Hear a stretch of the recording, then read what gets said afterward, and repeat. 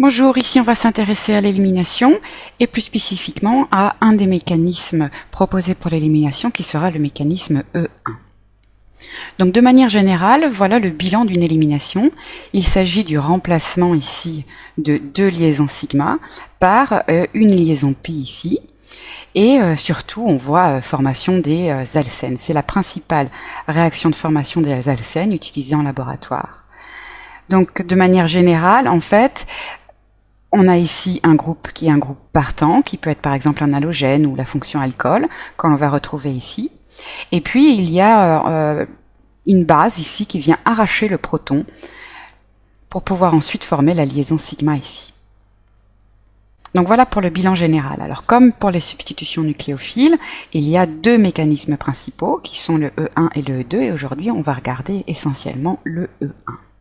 Donc le mécanisme E1, il se fait en deux étapes.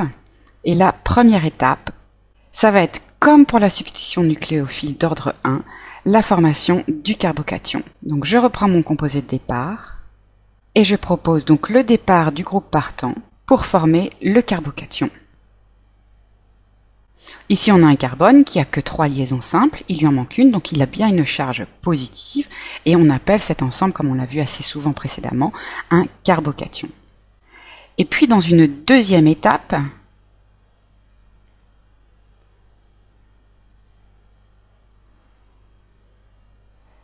la base va aller attaquer ce proton ici, va être arraché et l'ensemble de ce doublet ici va aller former la double liaison carbone-carbone.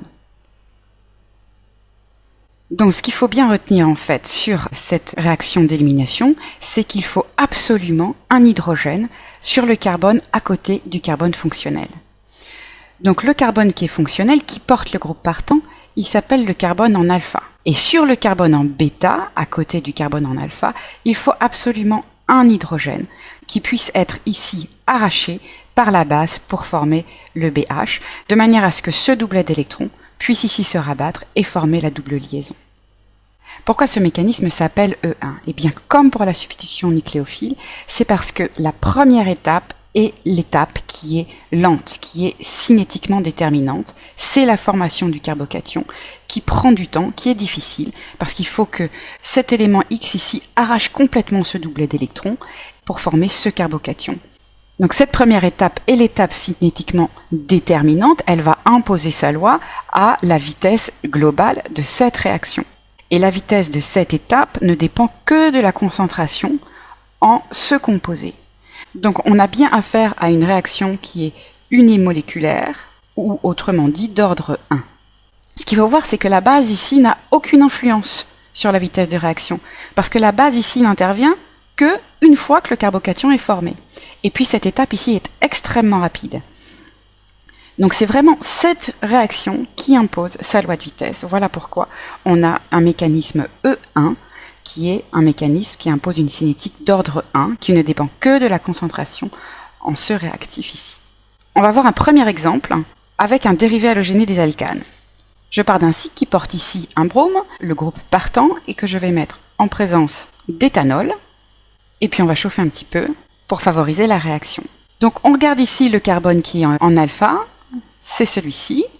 Et puis on a ici deux carbones en bêta qui portent chacun, on le sait, deux hydrogènes qui ne sont pas représentés initialement mais qui existent bien.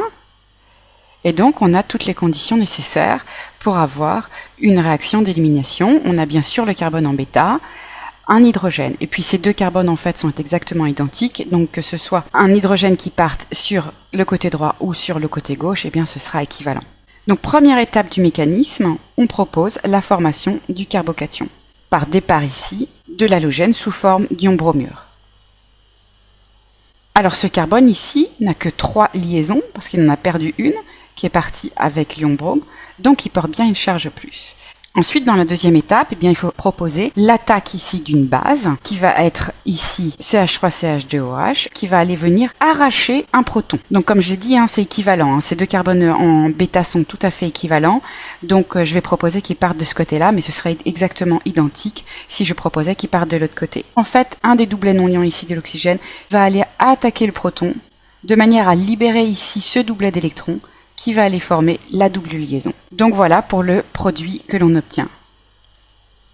Et on obtient bien ici un alcène. Donc ce qu'il faut voir ici, dans cette deuxième étape, c'est que c'est juste en fait un échange acido-basique. Ici, l'éthanol agit comme une base pour aller arracher ce proton. Et puis on a formation de cette double liaison qui caractérise la fonction alcène. Deuxième exemple maintenant, avec la fonction alcool. Donc le composé de départ dans cet exemple va être le cyclohexanol.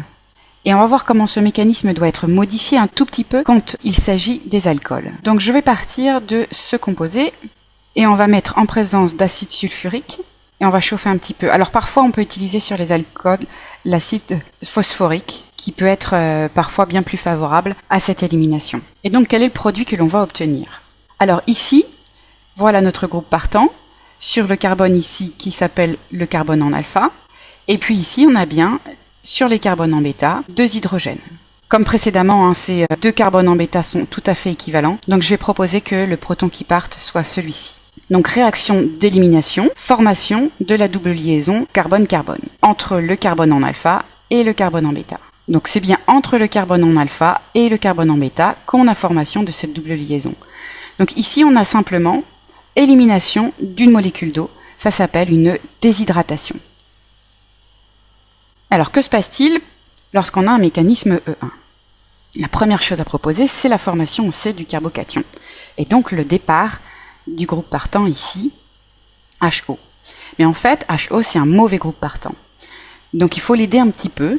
Et comme on l'a vu dans une vidéo sur la substitution nucléophile, eh bien, ici, on va proposer de protoner l'oxygène du groupe OH de manière à avoir un meilleur groupe partant qui est H2O. Alors comment c'est possible? Eh bien, par la présence ici d'acide fort, soit l'acide sulfurique, soit l'acide phosphorique. Donc on sait que l'acide sulfurique, c'est un acide fort.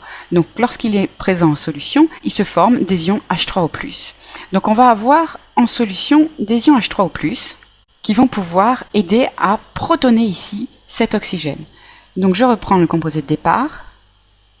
Et ici, cet oxygène va aller attaquer un ion H3O+, pour lui prendre un proton, de manière à former un meilleur groupe partant que le groupement OH sur le cyclohexanol.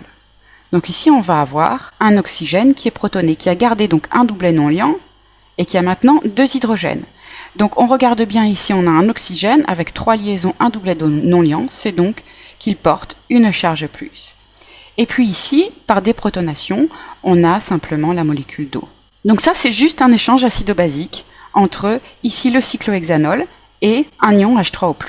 Grâce à cette étape, on a fait ici un bon groupe partant. Alors pourquoi c'est un bon groupe partant? Parce que si on l'élimine, eh ben on obtient H2O. Et H2O, c'est quelque chose de très stable. Donc on va proposer maintenant la première étape du mécanisme d'élimination E1, qui est la formation du carbocation. Donc cet oxygène, il est très électronégatif, mais il porte une charge positive. Donc en fait, il va être très avide d'électrons et il va pouvoir arracher sans problème le doublet ion ici, de manière à former le carbocation. Et on a bien fait partir ici la molécule d'eau, cette étape, et l'étape d'élimination d'eau, et l'étape de déshydratation. Et finalement, pour la deuxième étape du mécanisme ici de déshydratation, selon une réaction E1, eh bien j'ai ici un hydrogène, ici j'ai ma charge du carbocation, et on a dit que c'est en général une base qui va aller attaquer ce proton. C'est la molécule d'eau qui va agir comme une base, pour aller attaquer le proton ici, de manière à libérer ce double ion ici qui puisse former la double liaison.